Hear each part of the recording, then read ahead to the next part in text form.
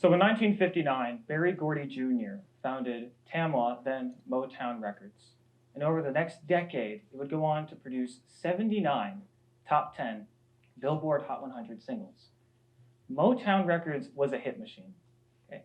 Their formulaic style is now ubiquitous with 60s culture, and through their mainstream success, we are now familiar with the talent of Tammy Terrell, Marvin Gaye, Diana Ross and the Supremes, Smokey Robinson.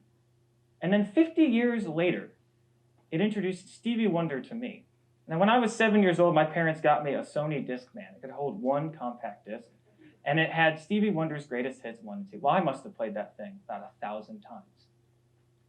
But when I hear the Motown sound, I don't think of the 60s. I wasn't even alive. I think of being this tall, running around my coffee table, dancing in the living room. A memory so personal and so unique to me, yet so unknowable when the song was written. There are two great paradoxes about pop music. The first is that it exists for a time when it was created and has influence for decades spanning after it's gone.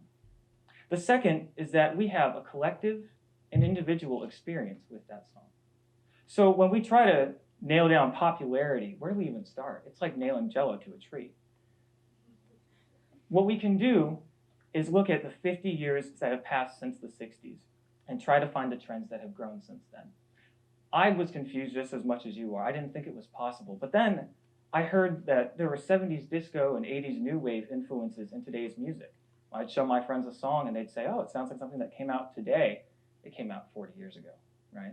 So that got me thinking, is there any kind of pattern to this? Because where there's a pattern, there's a prediction. Could we, if we analyze the Billboard charts, come up with the characteristics of a new pop song? If we do that, we have to first break a song into three categories. I have them up here, and I'll go through each one. The first of which is composition. These are your more concrete elements, things that we can all listen to a song and relatively agree on. That may be the runtime, the beats per minute, or they may be numerical like the verses, pre-choruses. We can count these, and we can get an overall feel for the structure of a song. With instrumentation, we're going into a gray area. We can still readily identify if there's horns or if there's a falsetto part, but there's some more nuance now. We don't know what is an ad-lib versus a backup, and what do we do about the number of keyboard voices? Are there 2, 3, 4? It depends on which ears are listening. Then we get to production, and then it's all hell goes loose, right? I had to come up with a manufactured scale from 0 to 10. It was the best I could do to describe timbre to a computer, right? 0 means that the instrument is absent, right? And that's important because excluding an instrument is an artistic choice that we want to reflect in our predictive model. 1s, 2s, and 3s are very acoustic, organic, natural sounds. Think like an upright bass or an acoustic guitar. And 8, 9s, and 10s are heavily synthesized and distorted. No number is right because all styles are unique. But this is, again, very subjective to my ears. But again, it's the least we could do. It's a lot to take in at once, so let's try to do one song together, okay? We Are Young, I'm hoping you're familiar with this. It came out in 2012, was recorded in 2011. It starts off with an extended drum introduction, then one acoustic piano, and then one singer comes in. Then the tempo slows down, and then suddenly there's heavily distorted electric bass and guitar. It makes you feel very energetic and excited, right? Well, then suddenly there's some vocalization. You can even join in. There's a matter of community to the pop song, right? And then it all lets off again with a retardando, a slow down, back to that acoustic piano. All of that information is in a pop song that's 4 minutes, 10 seconds long. And we, whether we realize it or not, we are subconsciously processing all of that information. And we come back and we make a passing judgment. We say, oh, that was pretty good. You know? So you do that. I did that manually for the top 25 songs between 1971 and 2021. That's 1,275 songs. Not because I'm a glutton for punishment, but because I was genuinely interested in seeing the trends years over years. And I knew that if I was going to try to write a song, I want to see what the predecessors were. I want to get some exposure to those earlier hits. But here's the thing. We have 32 observations, and that's a lot. We didn't even scratch the surface of what a song can hold. And with only 1,200 records, we run into the curse of dimensionality. So what we need to do next is do some feature selection. We need to take some of those 32 variables and figure out just how significant they really are. Now, some of this is pretty straightforward. Pretty much every song has a bass line. So is it worth measuring whether or not our predicted song is going to have bass? Not so much. But other times, we can use different techniques like logistic regression for our binary variables, chi-squared for the categorical, and principal component analysis to reduce our 32 variables down to about 10.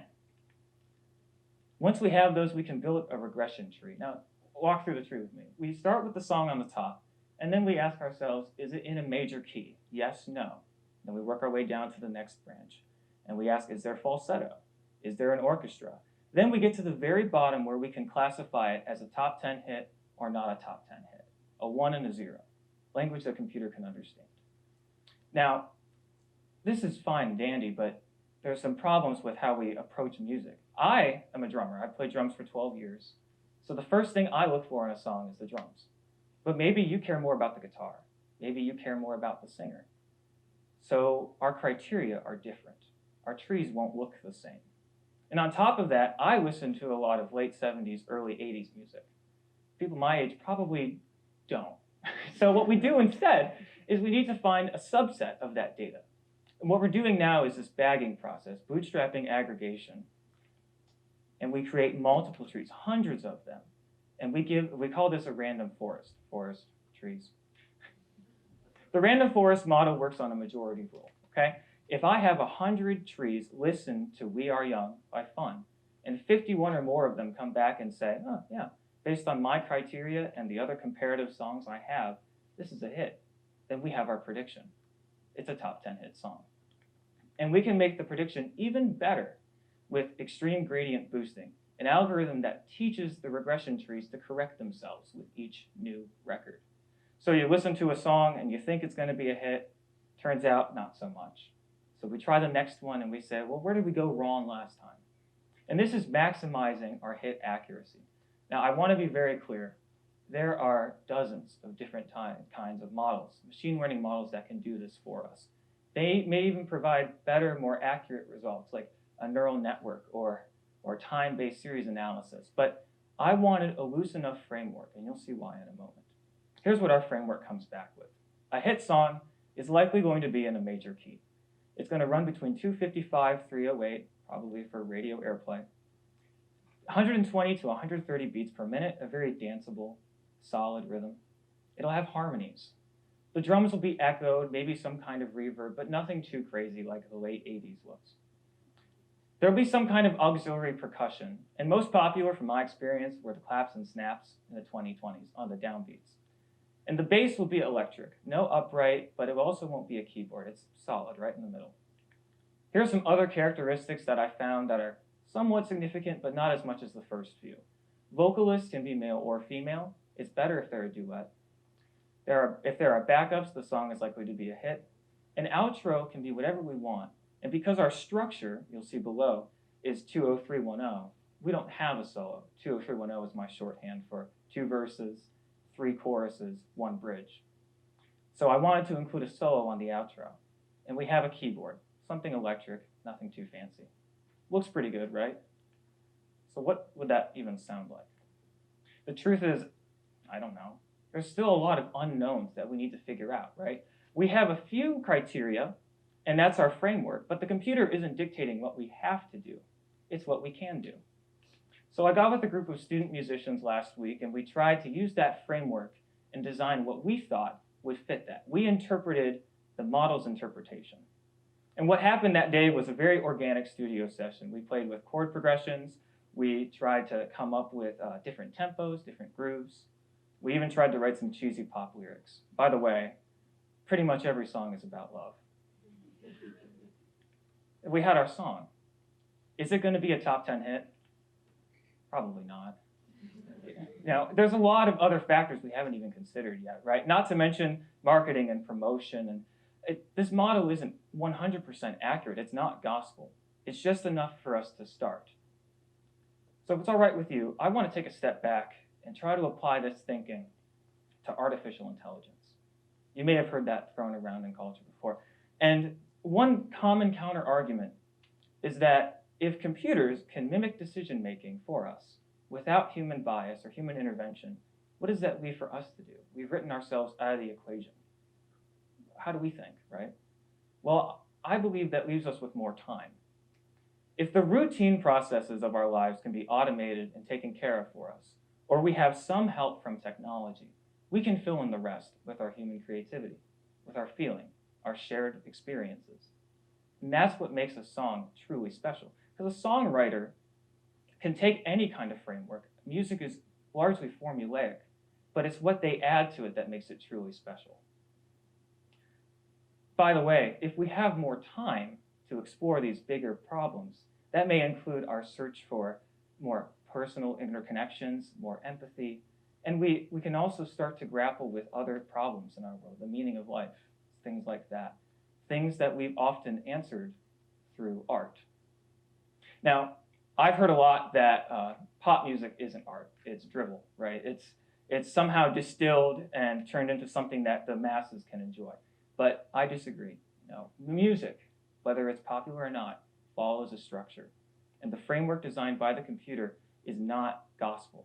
So we can take that and make it special. Plus, so many hands go through the pop music process, right? A songwriter isn't the only person that touches it. It goes through producers, distributors, managers, and you, the audience, right?